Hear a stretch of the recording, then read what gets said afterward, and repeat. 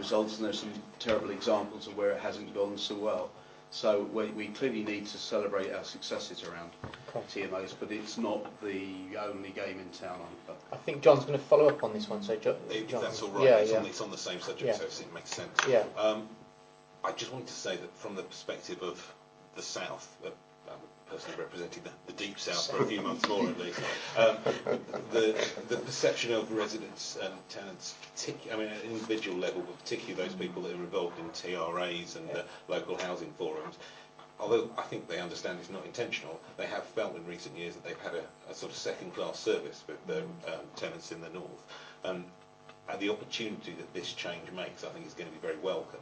For that reason, could you just take me through the timescale? Obviously, we've got an announcement tomorrow. How soon before I can reassure all my residents they are at least on a par with residents across the rest of the borough? And I think we all accept that there's still some way to go in terms of improving that service and getting to the point where we're largely doing things like, getting things right first time, first visit. Those kind of things obviously give us an opportunity to improve the service, but also to improve the costs. So we have a Gateway Zero report tomorrow at Cabinet on housing repairs, which for me is contract due to expire in, is it October? October next year. We'll take a further report in March because we do think there's more work to be done to make sure that SBS will be ready to take this on. What we do not want to do is get to October and SBS not be prepared to take on this doubling of size of work. So I think it's in March that we can be really certain that we're going to be up and ready, but then yes, we should be expecting that handover and bring the service in-house in October next year. Good. Very well. Thank you. Kieran. Two questions. One that follows on from this wider discussion, which I should pretext by saying, I think this is all really exciting, and I'm just, as others have said, so delighted that as an authority we've made this change. Yes. And within that, for many reasons, many that others have mentioned, but for me also, I think one of the things we've lost by outsourcing is a level of understanding of our community as a local authority, and I think having people in-house in the organisation who are members of our staff is really important in us understanding Southwark as well as the other things. So two questions. I just wanted to check, Deborah, you were talking about getting things ready for selling externally. I just wanted to make sure that the systems that are being set up now will mean that you can be really clear about the true costs of running services, so we don't end up accidentally subsidising services that we're selling externally. That is a very interesting question, and part of the challenge on that is local government finance. Thanks, Deborah.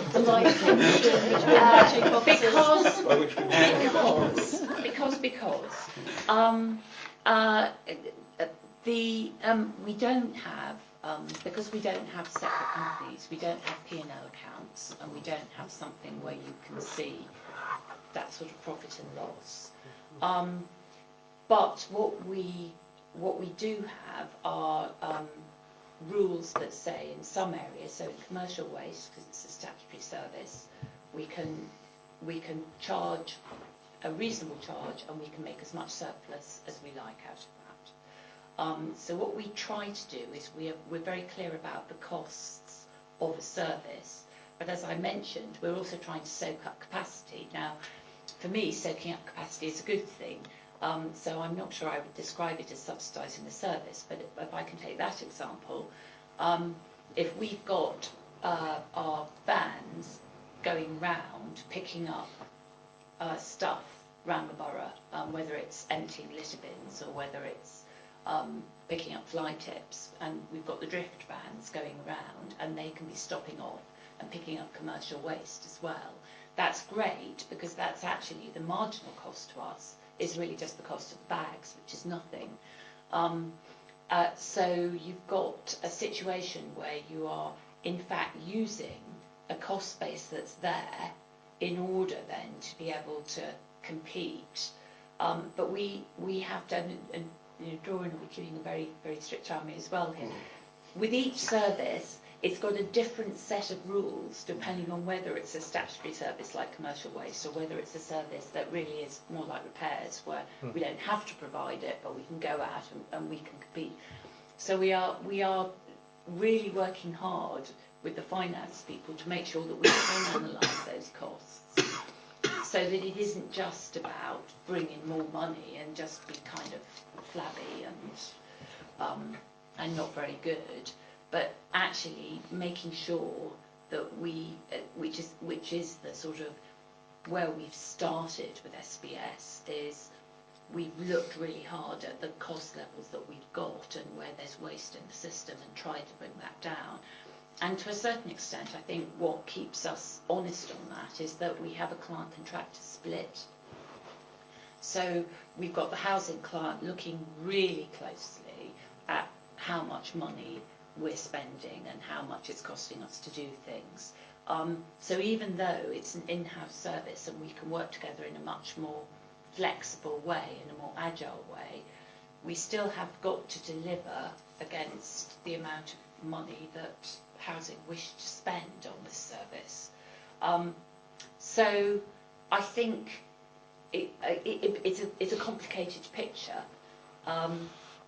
and to a certain extent, if we've got money flowing back into the council that creates a surplus either to meet those wider costs within the council through the recharging system, or that creates a surplus that enables us to become more of a contributor to the wider budget pressures that Duncan was talking about, well, I mean, that's where the money's going to go. That's the purpose of it. Okay.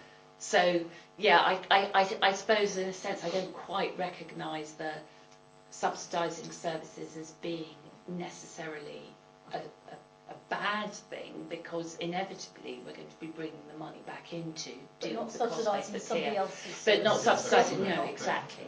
Exactly. Okay, thank you. Okay, Paul, did you have? I should have explained. We are on the cabinet member interview section. We're going to go on to the follow-up on the budget scrutiny recommendations as the next item. Do you have any questions that you'd like to ask at this stage? No. Okay, thank you. And I don't think anybody else has any further questions at the moment, so we will revisit the budget for the coming year, obviously at our meeting end of January, early February. I should ask, actually, whilst we're here, Shelley, I probably should have asked you this before the meeting. The date for our budget scrutiny meeting, is that set in stone now? Because I know we sometimes have a bit of movement in terms of availability of information each year for that. We moved it already in discussion with F&G to kind of make those dates work, and we moved it to, I think it's the 29th of January, is that right, Fiona? I guess we could move again. It's quite hard with. I'm not suggesting we do move it. I just know that always around this stage there's a little bit of a grey area over the precise date, and it's probably a good idea, given that we've got members of the committee. We pushed it tighter to the February cabinet to try and make that work. Yeah. So we've got cabinet on the 23rd, which will agree a iteration of the budget. Then you'll be on the 29th, and then cabinet meets again on the 6th. Okay. So that's nicely in the Okay, so 29th. Members, so and we will start. I think we normally start at 2 p.m.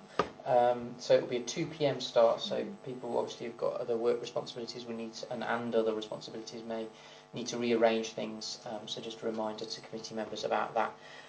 For now, this next.